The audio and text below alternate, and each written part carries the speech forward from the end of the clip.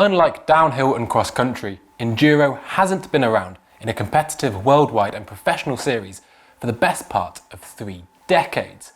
Because of this, the development of the bikes has been rapid in the few years since the EWS's inception in 2013. So today we look at the trends that are driving, or have driven, Enduro. Bikes in 2013 were a very different beast.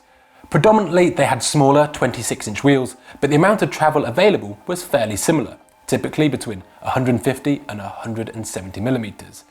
Both metal and carbon bikes have had their moment in the sun, although I would say it took several seasons before anybody won an EWS with carbon wheels. Now if we go back to 2013, the bikes seem like a bit of an old face and almost reassuringly familiar, even if they were a departure from what we'd expect now. If you saw the bike Jerome Clements would plumb down God knows what on at warp speed, it would look a world away to the long low bikes that you'd get used to now. Now we commonly see 29-inch wheel bikes or even mullet setups, but this is a big departure from where we were then. So if the bikes from 2013 to now are so different, how did we get here and what were the changes made along the way? One of the main changes over the last 10 years is, yes, you guessed it, the internet's old adversary, wheel size.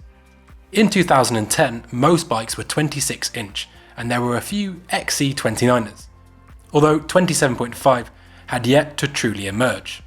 When the EWS kicked off, there was a widely held belief that 26 was for downhill, 29 for cross country, and 27.5 was the Goldilocks Enduro option. That idea still carried some weight until the most recent generation of long travel 29ers came to the fore in roughly 2016 or 2017. There were outliers, of course. For example, a certain big-wheeled trail bike from Norco that we've already featured, the Shinobi, and the Specialized Enduro embraced 29 as far back as 2013. The limiting factor for bigger wheels was a combination of geometry, available componentry, and in no small part, a widely shared belief that big wheels were just no good on demanding terrain. But once the idea of big wheels got a foothold, it never really went away, and it just gained more and more momentum, both figuratively and, you could argue, literally. When Enduro first launched itself as an industry buzzword, there was a clamour to try and attach a suitable definition. The easiest way to tell what was and what wasn't an Enduro bike was to see just how much stuff they had taped to the frame. But I would argue bikes with storage compartments, sleeked, streamlined tools, and tubeless repair technology you can carry with you are trends that are not only affecting the outcome of races, but also making the difference between getting home before dark or not. Which came first, the chicken or the egg? The Enduro bike or the Enduro rider? Well, it's these devastating, laborious existential questions that really do keep me up at night. On a similar line of inquiry, did progressive geometry encourage components to keep up, or vice versa? Well, it's a bit of both, and it really does vary from company to company. A big factor is burlier forks. All bikes will benefit from a stiffer fork, but bikes with a slacker head tube will do so exponentially. This means that to have a slacker bike, they needed forks that wouldn't just wilt away under load. This also had other consequences. Stiffer enabled them to become longer as well. I remember reading an interview with kind of one of the godfathers of Enduro, Mark Weir, who's also a real personal hero of mine.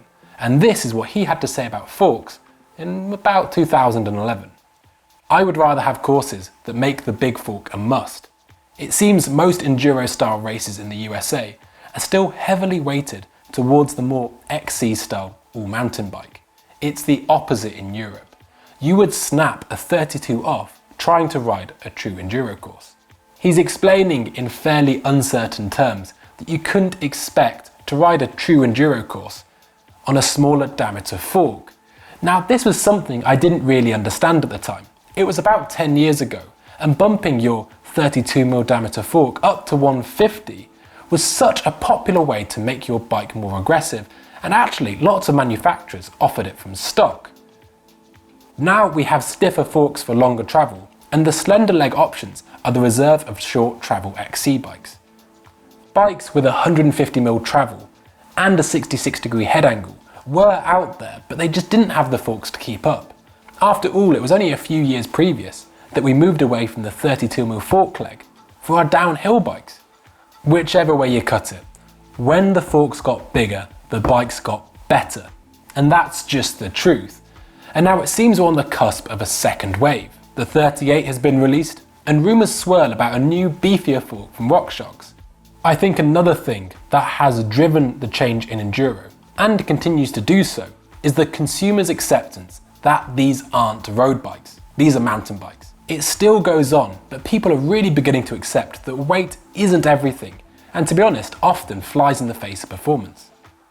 Take the example of tyres. They've got bigger and wider, with more protection and a deeper tread. People are happier to not only run, but mimic what the pros do. This is a far cry from the gram hunting of even 5 or 6 years ago. So what has this meant?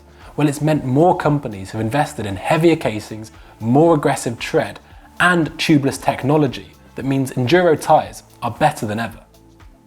Steeper seat tubes mean that you can run an effective higher saddle position, and this has really been affected by two main advancements. Firstly, longer drop options are now available for our remotely actuated seat posts, and secondly, longer insertion depths into the frame mean that more riders can reap the benefits. A pole stamina has an effective seat tube angle of 80 degrees, but it's also got an extraordinarily long insertion depth of around 220mm for a size large. This becomes particularly stark when you realise the overall length of that seat tube from the bottom bracket is 420mm. Now this means that more riders can enjoy getting the saddle where they need it for their climbs, without running the risk of being skewered like a kebab when it's time to go downhill. We often say the most important factor in a bike is its geometry. But how has that changed over the last decade? Well, I thought I'd put together a few numbers and see what they tell us. I took 5 bikes that have either been very popular, very successful, or indeed both over the last 10 years and plotted their numbers. What bike of that year's range from that brand would I race an EWS on? So this means I often hop between wheel sizes, but interestingly, not always at the first opportunity. For example, the Nomad, which has always been opted as the Enduro bike in the Santa Cruz range, took precedence over the first generation Bronson. And similarly, Commencal had 29ers long before 2019. So what do the numbers tell us? Well, in 2010, reach wasn't really a prevailing geometry standard, so just getting some of these numbers was hard enough. In 2010, for a size large, there was as much as 50mm difference between brands for the same size. Why was this? Well, you have to remember that a slacker seat tube and a longer stem drastically eat into our reach number, but we're going to come back to this later on. Head tube angle is something that does kick out what we anticipate. A divergence towards slacker geometry, and everything is south of 66 degrees now, which is a number that used to be considered something of a benchmark. Interestingly, you can see how brands have wrestled between larger wheels and head angle. Does wheel size and head angle work inversely to one another? Well, after some deliberation between 2013 and 16, apparently not. Wheelbase, as you can see in the graph, is the one dimension that has consistently, regardless of wheel size and without blips, gone in the same direction, longer and longer. I think in some ways this is one of the really telling ones, because unlike dimensions such as seat tube angle, reach, stem length, etc., there's nowhere to hide with wheelbase and there aren't really any mitigating factors. It is what it is, and it's clear in the light of day that bikes are getting longer. Seat tube angles have got steeper, and as they've done so, pivoting the rider's weight closer and closer to directly above the bottom bracket, it's eaten into the top tube, and it's one of the main driving forces behind bikes with longer reach. Now, a point here. I've used these 5 bikes as I feel they've been mainstays for the past decade, but there have been outliers who are well ahead of the curve here. Polar, for instance, would be bouncing off the rev limiter of 80 degrees for many a year. Interestingly enough, chainstays are one of the bigger places for variety, and that pattern looks set to continue. For instance, the difference between the shortest reach and the longest reach of these bikes in 2020 is 1.73%. However, the difference between the shortest chainstays and the longest chainstays is 4.17%, which is a massive difference.